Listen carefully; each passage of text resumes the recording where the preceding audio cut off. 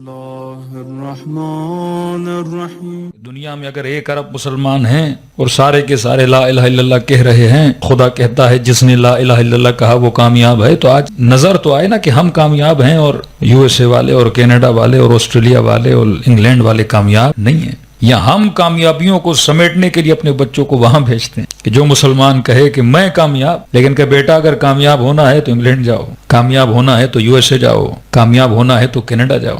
کہ صرف چند دنوں کے لیے یو کے نے اپنا وہ گولڈن پلان کھولا کہ جس کو پاسپورٹ چاہیے وہ اتنی انویسٹمنٹ کرے تو یو کے کا پاسپورٹ مل جائے گا، تو سب سے زیادہ جو انویسٹرز تھے وہ پاکستان اور انڈیا کے تھے کہ 20 ملین پاؤنڈز کی انویسٹمنٹ کر کے صرف کیا حاصل کرنا چاہتے تھے؟ پاسپورٹ۔ یہ ایسے لگ رہا تھا کوئی جنت کے پاسپورٹ کا اعلان ہو گیا ہے کہ اللہ کہے کہ تمہیں 1 ہفتہ ملا، جو یہ نیکی کرے اسے جنت کا پاسپورٹ مل جائے۔ آج ہماری نسلیں سچ مچ جنت کا پروانہ سمجھتے ہیں ان کنٹریز کو کہ وہاں کا ویزا مل جائے، وہاں کا پاسپورٹ مل جائے، یا وہاں کی نیشنلٹی مل جائے، یا وہاں پہ کوئی جاب مل جائے، وہاں کا لائف اسٹائل مل جائے، تو ایک طرح کی ان کے لیے کیا ہے؟ جنت ہے۔ اور جنت کیوں نہ ہو؟ کیونکہ فطرت بشر میں ہے کہ انسان کسے پسند کرتا ہے؟ میں بارہا کہہ رہا ہوں، انسان کمال کو پسند کرتا ہے۔ یہ اللہ نے آپ کی نیچر میں رکھا کہ ہر انسان پرفیکشن کا عاشق ہوتا ہے۔ اب یہ الگ بات ہے جو جسے کمال سمجھ رہا ہے وہ کمال ہے کہ نہیں، ایک الگ بحث ہے۔ اب وہ صاحب بصیرت ہو کہ اگر رہبر کہتے ہیں کہ مرد مومن ہمیشہ کیا ہوتا ہے؟ صاحب بصیرت ہوتا ہے۔ وہ چیزوں کو صرف ظاہر تک نہیں دیکھتا، چیزوں کے اینڈ تک جاتا ہے۔ اور یہ جو ماڈرن سلیوری کا زمانہ ہے، جسے ہم ماڈرن غلامی کہتے ہیں، آج ذہنوں کو کیا بنا دیا گیا ہے؟ غلام بنا دیا گیا۔ اور اگر آج کوئی انسان کہے کہ نہیں میں اس غلامی سے نکلنا چاہتا ہوں تو اسے گولی مار دی جاتی ہے۔ آج جتنے عرب ملک ہیں غلامی میں ہیں تو ایکسیپٹیبل ہیں۔ آپ لہجہ دیکھیں نا، آخری زمانے میں امام کے زمانے میں کہ دجال کا لہجہ یہی ہوگا، میری مانو، نہیں مانو گے تو تمہارے رزق کو بند کر دوں، نہیں مانو گے تو تمہارے بچوں کی جان کو لے لوں۔ تو پرسوں آپ ٹرمپ صاحب کی تقریر سنیں کہ جس میں یورپ کا کنٹری ہے اسپین، جس نے منع کیا کہ جناب ہم اس میں آپ کے ساتھ شامل نہیں ہوں گے اور ہم آپ اپنے اڈے ایئر بیسز آپ کو نہیں دیں گے۔ تو ان کا لہجہ یہ تھا کہ جناب اگر ہم آپ کے ایئر بیسز یوز کرنا بھی چاہتے تو ہمیں آپ کے پوچھنے کی ضرورت تھی بھی نہیں، ہم اسے یوز کرتے، اور آپ ہوتے کون ہیں ہمیں منع کرنے والے۔ تو وہ جتنے مسلمان ملک ہیں کسی کے اندر یہ جرت نہیں کہ نو بولے، اور جو حکمران، جو وزرائے اعظم، جو آج کا دجال خود کو خدا سمجھ رہا ہے، اگر اس کو نو بول دیں تو آپ دیکھتے ہیں ان کا مقدر یا جیلوں میں ہوتا ہے یا لیبی کی طرح قذافی جیسا مقدر ہوتا ہے۔ صدام جب تک ہاں میں ہاں ملا رہا تھا تو ایکسیپٹیبل تھا، اور جس دن اس نے بھی نہ بولی تو اس کا مقدر آپ دیکھتے ہیں کیا بن۔ یہ عبرت بناتے ہیں، عبرت بناتے ہیں کہ دیکھو اس نے نہ کہا تھا، ہم نے اسے کیا کر دیا؟ مقام عبرت بنا دی۔ اتنا بڑا انقلاب ایجپٹ میں آیا، وہ اخوان المسلمین کا بندہ جو وہاں کا الیکشن جیت کے وہاں پر آیا، اور اس نے صرف نہ کہا، اس کو جیل میں ڈالا۔ جی مہینے پہلے آپ نے سنا ہوگا کہ جیل میں اس کو اٹیک آ گیا اور وہیں پہ مر گیا۔ یہ عبرت بناتے ہیں۔ ایران مقام عبرت ہے کہ دیکھو اگر ہمارے سامنے اس طرح ریزسٹ کرو گے تو ہم تمہارا حال وہی کریں گے جو ہم ایرانیوں کا کر رہے ہیں۔ کربلا مقام عبرت تھا۔ یزید نے کہا اگر میرے مقابلے میں کھڑے ہوگے، کبھی آپ سوچو نا کہ امام حسین دشمن تھے یزید کے، تو دشمن کو مار دینے کے بعد کلیجہ ٹھنڈا ہونا چاہیے کہ جناب فرزند رسول تھے، دشمن تھے، بیعت نہیں کر رہے تھے، ہم نے سر قلم کر دیا اب عبداللہ الحسین کا، ہم نے 18 سال کے بچے کا سر قلم کر دیا، یہاں تک کہ ہم نے 6 مہینے کے بچے کا کیا کر دیا؟ سر قلم کر دیا۔ لیکن مولا حسین کو شہید کرنے کے بعد بھی دل مطمئن نہیں ہو رہا کہ نہیں بدن پہ کیا دوڑاؤ؟ گھوڑے نہیں، سروں کو نو کے نیزہ پہ رکھو، پورے کوفے کے بازار میں گھماؤ، تاکہ ایک ایک کوفی بچے کے لیے کیا بن جائے؟ عبرت بن جائے کہ اگر ہمارے مقابلے میں آؤ گے تو ہم یہ تمہارا حال کریں گے۔ لیکن خدا کہتا ہے کہ ان دشمنوں کے مقابلے میں کھڑا وہی ہو سکتا ہے جس کا ایمان مضبوط ہو۔ کبھی کبھی آپ کے ذہن میں ایک سوال پیدا ہوتا ہوگا کہ ابھی ظلم بہت زیادہ بڑھ چکا ہے، تو یہ غیبی مدد حالانکہ ہو رہی ہے، لیکن آپ کے ذہن میں ظاہر ظہور غیبی مدد کیوں نہیں ہو؟ دیکھو کبھی کبھی زمانہ جب نفاق کا ہوتا ہے نا، ابھی زمانہ تھوڑا جنگ صفین والا زمانہ ہے، تو جب نفاق کا زمانہ ہوتا ہے تو اس میں خدا دیکھنا چاہتا ہے کہ رائٹ پہ اور رونگ پہ کون کھڑا ہے۔ جنگ صفین میں یہی دکھایا جا رہا تھا نا، مولا کے ساتھ لشکر کتنا بڑا تھا، لیکن جب نو کے نیزہ پہ قرآن گیا تو خالص لوگ بہت کم بچے, صاحبان بصیرت بہت کم بچے. امام نے فرمایا امیر شام نعرہ تو حق کا لگا رہا ہے لیکن نیت کیا ہے؟ باطل کی ہے. اب نعروں کو دیکھ کے کون گمراہ ہو جاتا ہے اور صاحب بصیرت کون بن جاتا ہے؟ آج شیعہ آپ کو بہت ملیں گے, رائٹ ونگ کے شیعہ, لیفٹ ونگ کے شیعہ. کچھ ایسے بدبخت شیعہ بھی ہیں جو شاید علماء کی شہادتوں پہ خوش بھی ہو رہے ہیں. کچھ ایسے شیعہ جو خود کو شیعہ بھی بولتے ہیں, مراجع کو برا بھلا بھی کہتے ہیں. جب حالات ایسے بنتے ہیں تو آپ کو پتا چلتا ہے کہ خط پہ اور لائن پہ کون کھڑا ہے اور لائن سے اترا ہوا. آخری زمانہ امتحانات کا زمانہ ہے. میں ہمیشہ ایک مثال دیتا ہوں, آخری زمانے میں جس طرح آپ آٹے کو چھانی میں ڈال کے چائے جب بناتے ہو اس کو چھانی میں چھانتے ہو نا, یہ چھنی کا زمانہ. خدا چھانتا ہے کہ جو بیکار اور فضول لوگ ہیں وہ نکل جائیں اور خالص کیا جائیں, اوپر باقی رہ جائیں. آخری زمانہ مطلب لوگوں کو خالص کرنے کا زمانہ. آج 1 ارب مسلمان ہے, کون سا مسلمان کہاں کھڑا ہے؟ کتنا پروپیگنڈا شیعت کے خلاف کیا گیا. آپ کی سوچ ہے کہ ان کی شام غریبہ میں یہ ہوتا ہے, پتہ نہیں اپنے نیاز میں ذوالجنہ کا الیاذ باللہ فضلہ ملا دیتے ہیں, یہ ہوتا ہے وہ ہوتا ہے. ایک وقت تھا جب کوئی ان کے علم کے نیچے سے گزرو تو نکاح ٹوٹ جاتا ہے, ان کے ہاتھ کا کھانا نجس ہے. ایک دنیا تھی, ایک عالم تھا, لوگوں کی سوچ تھی, پڑھے لکھے لوگ, بیچلر نہیں ماسٹر کیے ہوئے لوگ, پی ایچ ڈی پاس لوگ, بڑی بڑی داڑیاں رکھی ہوئی, لیکن یہی عقیدے ان کے ذہنوں میں راسخ کر دیے گئے تھے شیعہ سے. دن بہ دن زمانہ بڑھا, سوشل میڈیا کا زمانہ آیا, لوگوں نے چیزیں دیکھی. فیک مولوی جو اسلام کے نعرے لگاتے تھے, جو جہاد کے نعرے لگاتے تھے, آپ نے داعش سے بڑی کوئی فورس دیکھی جن کے جھنڈوں پہ لا الہ الا اللہ محمد رسول اللہ, جو کبھی کہیں ہم خراسانی لشکر ہیں, کبھی کہیں ہم آخر زمان میں حضرت مہدی کا لشکر ہیں, مسلمانوں کے گلے کاٹے ہیں, جارڈن کے پائلٹ کو زندہ جلا دیں, ٹیلی فون کی تاروں سے خواتین کے گلے انہوں نے دبائے اور ان کی سانسیں نکالیں, 4 سال کی بچیوں کے گلے کہ ہم اسلام کا نعرہ بلند کر رہے ہیں. یہی سیریا میں آپ نے دیکھا کہ لوگ سے ہاں یہ حق پر ہیں, اہل سنت ان کے پیچھے تھے, بیک کرتے تھے. وہ پاکستان سے, افغانستان سے بڑی تعداد میں لوگ جہاد کے نام سے ان کے پیچھے لگے, اور آج انہی لوگوں نے حکومت ملی تو ان کا سرغنہ سب سے پہلے کس کے پاس گیا؟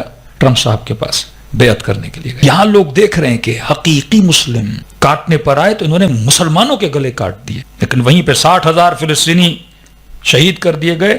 یہ کہاں مر گئے سارے داعش والے, جبہت النصرہ والے, اسلام کے نعرے لگانے والے, یہ افغانستان میں اللہ کا جھنڈا بلند کرنے والے. ایک بیان آپ سنتے ہیں ان کا, لیکن وہیں برادر مسلم سے جنگ ہو تو یہ پیش ہوتے ہیں, مسلمان کا گلا کاٹنا ہو تو یہ آگے ہوتے ہیں, لیکن کفر کے مقابلے میں, یہود کے مقابلے میں, صہیون کے مقابلے میں یہ خاموش رہتے. اور وہیں پہ جس شیعہ کو کافر بولا گیا, جس کو نجس بولا گیا, جس کو رافضی بولا گیا, مسلمانوں کے بچوں کی مدد کے لیے اگر کوئی نکلا تو وہی علی بن ابی طالب کا ماننے والا بات. یہ جنگ حق و باطل ہے.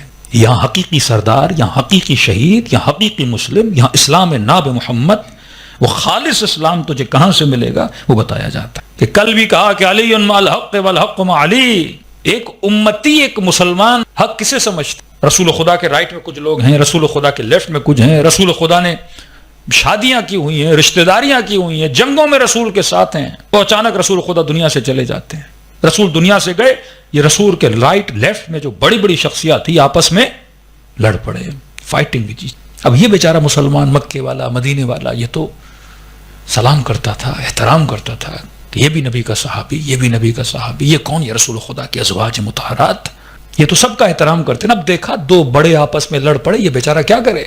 یہ کہے اگر میں اس کا ساتھ دیتا ہوں تو یہ بھی رسول خدا کا ساتھی ہے, اور وہ فلاں ساتھی سے لڑ رہا ہے تو اب اس کا ساتھ دوں یا اس کا ساتھ دوں. کسی نے کہا بھائی دونوں کا ساتھ نہیں تو گھر بیٹھ جاؤ. کسی نے کہا نہیں فلاں حق پر ہے تو اس کے ساتھ چلا گیا. کسی نے کہا فلاں حق پر ہے, اس کے ساتھ چلا گیا. یعنی 1407 یہ سینیریو دیکھنا بڑا آسان, لیکن رسول خدا کے زمانے میں کہ آپ یہ دیکھو, ایک طرف رسول خدا کی زوجہ جس کے لیے قرآن میں آیت ہے یہ مومنوں کی مائیں, دوسری طرف آپ دیکھیں رسول خدا کا داماد جس کے لیے باب مدینۃ العلم کہیں, جس کی فضائل میں اتنی آیتیں اور حدیثیں پڑھیں, جس کو امت خلیفہ بنائے, اور اسی کے مقابلے میں نبی کی زوجہ. یہ گھر کی لڑائی ہوئی نا, تو عام سا مسلمان تو پریشان ہو جائے گا نا, میں کس کا ساتھ دوں؟ کہے گا بھائی نبی کی زوجہ سے کیسے لڑوں؟ الامان الحفیظ. دوسری طرف کہے خلیفۃ مسلمین سے کیسے لڑوں؟ الامان الحفیظ. یہاں بھی حدیث رسول کی ہیں, وہاں احترام کی بات ہے. امت کرے تو کیا کرے؟ مسلم کنفیوژن کا شکار رہا رسول کے بعد, لیکن رسول کا کام تھا اگر امت کو کنفیوژن میں چھوڑ کے جا رہے ہیں تو الیاذ باللہ قصور کس کا ہے؟ پھر رسول کا ہے. اگر خدا ہمیں صحیح راستہ نہیں دے رہا اور ہمیں کنفیوژن میں خدا چھوڑ رہا ہے تو پھر قصور ہمارا نہیں ہے. پروردگار عالم تو نے ہمیں چراغ نہیں دکھایا, تو نے ہمیں راہ نہیں دکھائی, لیکن خدا ایک خط کھینچ رہا ہے، رسول ایک لائن بنا رہے ہیں. وہ لائن یہ تھی کہ علی مع الحق والحق مع علی، علی حق کے ساتھ ہے، حق علی کے ساتھ ہے. یہ نہ دیکھنا یہ امت کے بنائے ہوئے اور تمہارے ذہنوں میں بٹھائے ہوئے حق کہاں جا رہے ہیں، یہ دیکھنا کہ علی، مسلمانوں کو دیکھنا ہے کہ حق کہاں کھڑا ہے. آج حق اہل بیت کے چاہنے والوں کے ساتھ، آج حق علی والوں کے ساتھ کھڑا ہے. دنیا کے سارے رہبر جھوٹے جو ڈالروں پہ بکیں اور درہموں پہ بکیں، لیکن آج دیکھو کون ہے راہ حق میں اپنے سر کی قربانی بھی دے اور اپنی قوم کی قربانی بھی دے. تو خدا نے ہمیشہ حق اس آئیڈیالوجی کے ساتھ رکھا جس کا تعلق اہل بیت علیہ الصلوۃ والسلام کے ساتھ تھا. رہی بات ہماری جو ہم امام زمانہ کا نام لیتے ہیں، چھٹے امام کی ایک سخت حدیث ہے. ایک سید بزرگوار عراق کا ایک شہر تھا، وہاں پہ ممبر پہ گئے اور لوگوں کو کہا مولا کے ظہور کی دعا کرو، ظلم بڑھ چکا ہے. تو مسجد کے لوگوں نے مولانا سے بحث کر دی کہ مولانا ہم ڈیلی دعائیں کر رہے ہیں، مجلس میں، زیارت میں، مصائب میں کہ مولا کا ظہور ہو جائے، ہوتا ہی نہیں.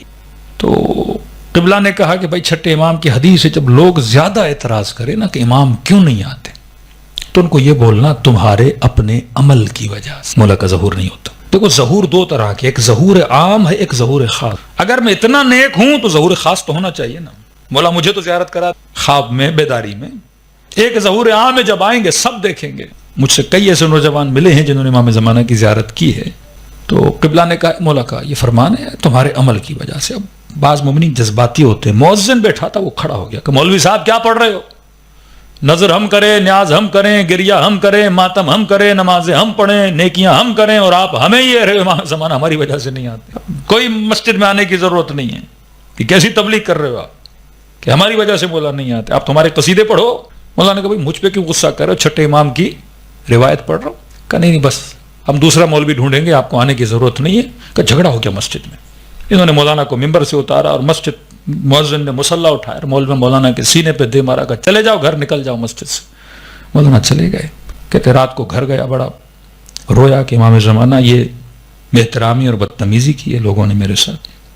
صبح کی نماز پڑھی، صبح کی نماز کے بعد میرے گھر کے دروازے پہ دستک، دروازہ کھولا، وہی مؤذن دروازے پہ کھڑا ہے، رو رہا ہے. قبلہ معاف کر دو، غلطی ہو گئی، آپ صحیح کہہ رہے تھے، امام نہیں آتے تو ہمارے عمل کی وجہ سے نہیں آتے. کہہ رہا میں نے مؤذن کو پکڑا، گھر میں بٹھایا، کیا ہوا؟ روئے جا رہا ہے، روئے جا رہا ہے. آپ صحیح کہہ رہے تھے.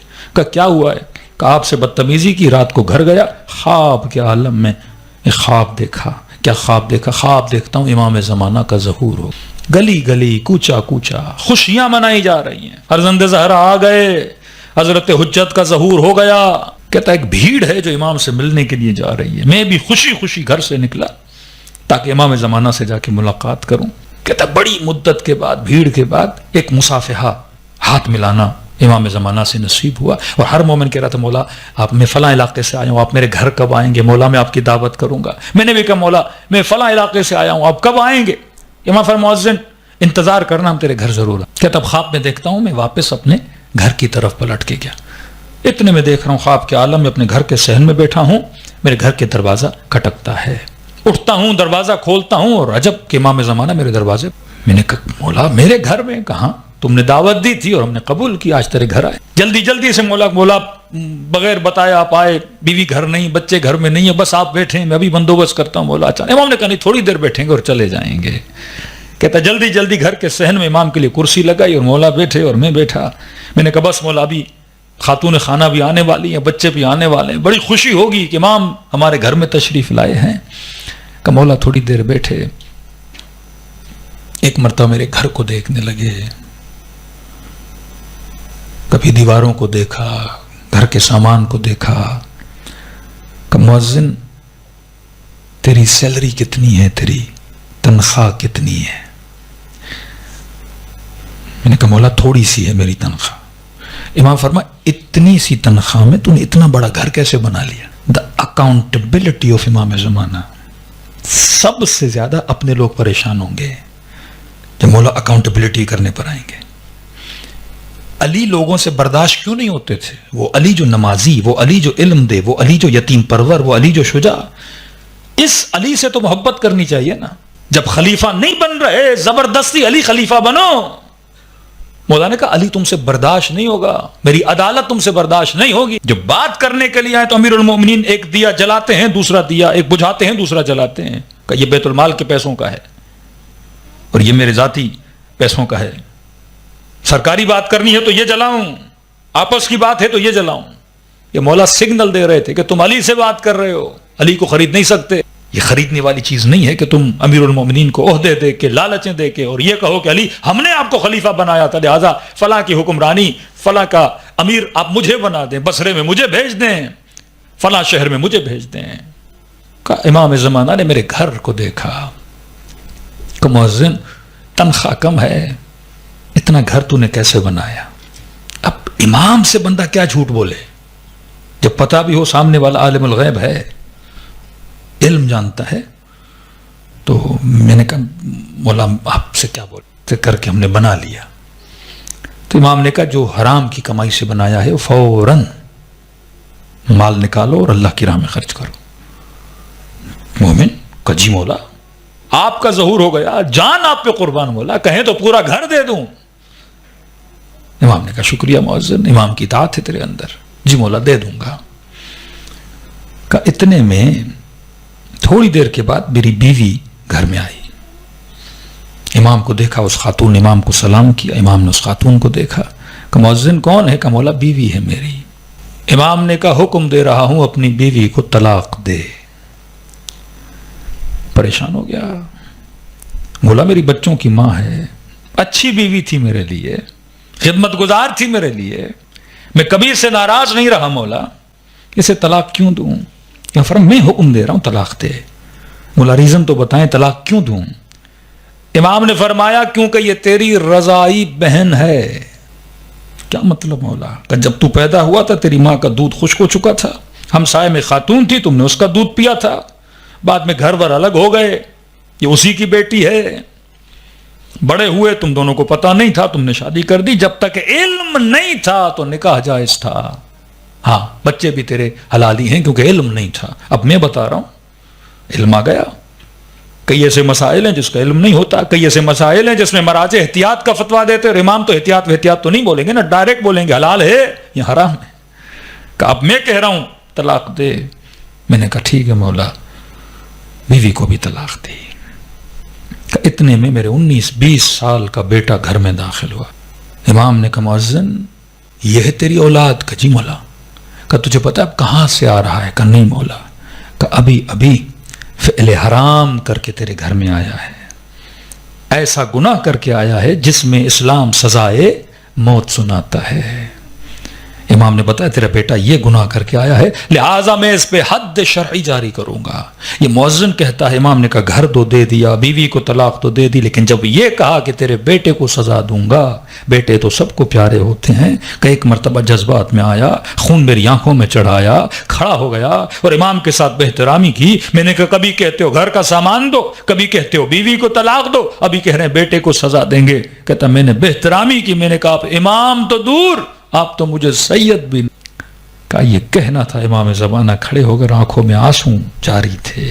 فرمایا مؤذن یہ خواب ہے, امتحان ہے. جب تو اپنے مولا پر اپنا بیٹا قربان نہیں کر سکتا تو یہ نہ کہا کرو کہ امام زمانہ کا ظہور کیوں نہیں ہوتا. آج ایک جوان بال قربان نہ کر سکے, آج کوئی خاتون تھوڑی سی چادر سر پہ نہ رکھ سکے, آج کوئی مومن اپنا تھوڑا سا مال امام زمانہ کی راہ میں خرچ نہ کر سکے, آج کوئی مومن آدھا گھنٹہ دین کو نہ دے سکے. فرمایا یہ دین پریکٹیکل ہے, یہ صرف نعروں کا دین نہیں ہے. جنہوں نے محنتیں کی, جنہوں نے زحمتیں کی, تو کوئی بحر العلوم بنا, کوئی خمینی بنا, کوئی مرعشی نجفی بنا.